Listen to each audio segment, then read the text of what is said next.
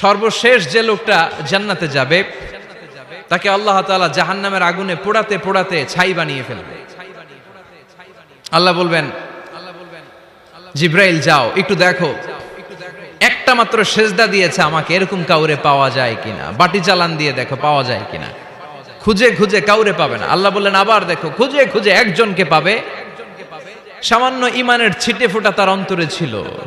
আল্লাহ বলবেন যেহেতু ছিটে ফোঁটা আছে, অনেক মায়ের খাইছে, ওকে বের করে জাহান্নাম থেকে বের করে একটা নির্ধারিত দূরত্বে রেখে দাও।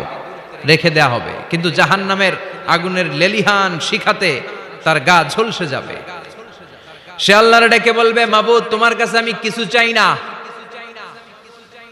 জাহান্নাম থেকে তুমি আমাকে বের করেছো, জীবন নদীর পানি তুমি আমার গায়ের মধ্যে ঢেলে দিয়েছো, আমি আবার সজীবতা ফিরে পেয়েছি। আমি তোমার কাছে জান্নাত চাই না, শুধু নিরাপদ একটা দূরত্বে আমাকে রেখে আসো, যাতে জাহান্নামের আগুন আমারে কষ্ট দিতে না পারে। আল্লাহ আমি কিন্তু তোমার কাছে জান্নাত চাই না। কি চাই না? জান্নাত চাই না, কিন্তু জাহান্নামের আগুন আমারে কষ্ট দিচ্ছে, এতটা দূরত্বে রাখো যাতে জাহান্নামের আগুন আমার গায়ে না লাগে। আল্লাহ বললেন ওকে রাখবো, কিন্তু আমার সাথে একটা কন্ট্রাক্টে যেতে হবে, যে এটা তোমাকে দিলে তুমি আর নতুন করে কিছু চাবা না। সে বলবে আমি রাজি, কন্ট্রাক্ট হয়ে যাবে। আল্লাহ জিব্রাইলরে বলবেন যাও এমন দূরত্বে রাখো যাতে জাহান্নামের আগুন ওরে কষ্ট না দেয়। রেখে আসা হবে, অনেক দিন সে ওখানে আনন্দে থাকবে, আল্লাহ শুকরিয়া করবে। সে মনে মনে বলবে বেঁচে গিয়েছি, আমি বেঁচে গিয়েছি, জীবনে আর কিছু চাই না, জাহান্নাম থেকে আমি বেঁচে গিয়েছি।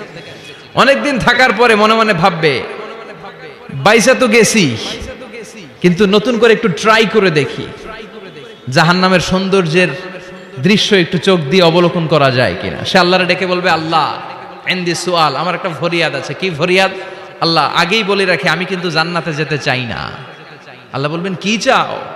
সে বলবে আল্লাহ তোমার জান্নাতটা তুমি কত সুন্দর করে বানিয়েছো, আমি একটা নজর শুধু দেখতে চাই।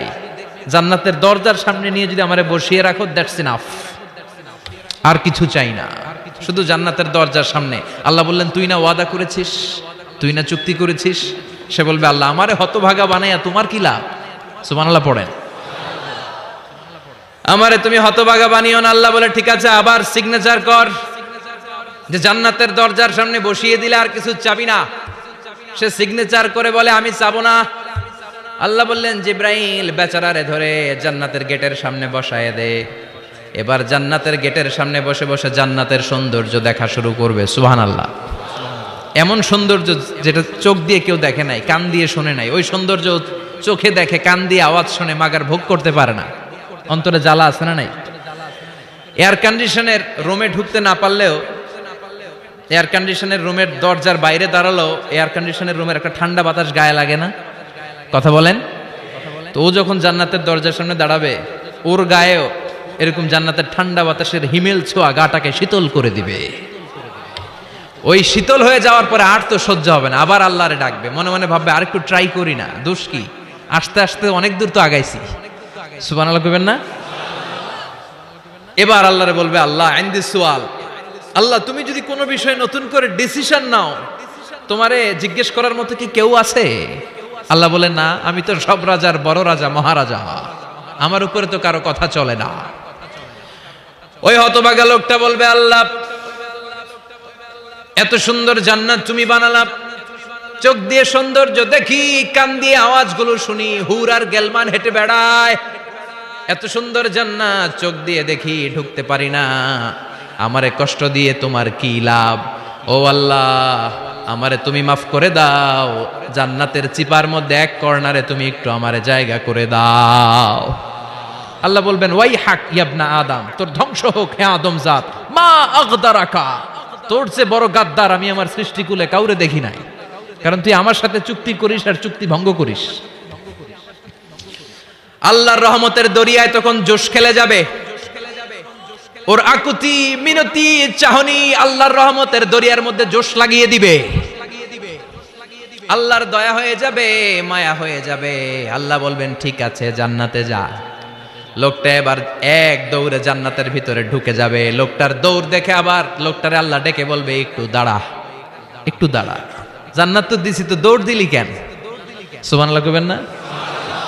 লোকটি বলবে আল্লাহ প্ল্যান তো আমি কম করি নাই, এত চেষ্টার ফলে আমি আসতে পারছি, আবার যদি তুমি বাইর করে দাও, এই জন্য এক দৌড়ে এমন চিপার মধ্যে লুকামো যাতে তুমি আমার না দেখো।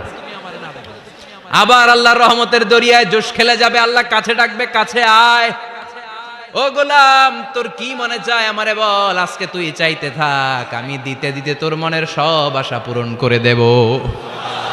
লোকটা খুশি হয়ে বলবে, আল্লাহ আমারে এটা দাও, বাড়ি দাও, গাড়ি দাও, নারী দাও, এটা দাও, ওটা দাও, একের পর এক চাইতে থাকবে, আল্লাহ সব তারে দিতে থাকবে। চাইতে চাইতে লোকটার সব চাওয়া যখন শেষ, সে বলবে, আল্লাহ আর আমার চাওয়ার কিছু নাই। আল্লাহ বলেন, নো, এত তাড়াতাড়ি যে তুমি খেলা শেষ করতে পারবা না মনু, আমার সাথে তোমার এই খেলা আরো লম্বা সময় চলতে হবে, তোমার অনেক কিছু চাইতে হবে। তুই আজকে চাইতে চাইতে তোর সব চাও আমার কাছে বলবি, আর আমি দিতে দিতে তোর জীবন ধন্য করে দেব।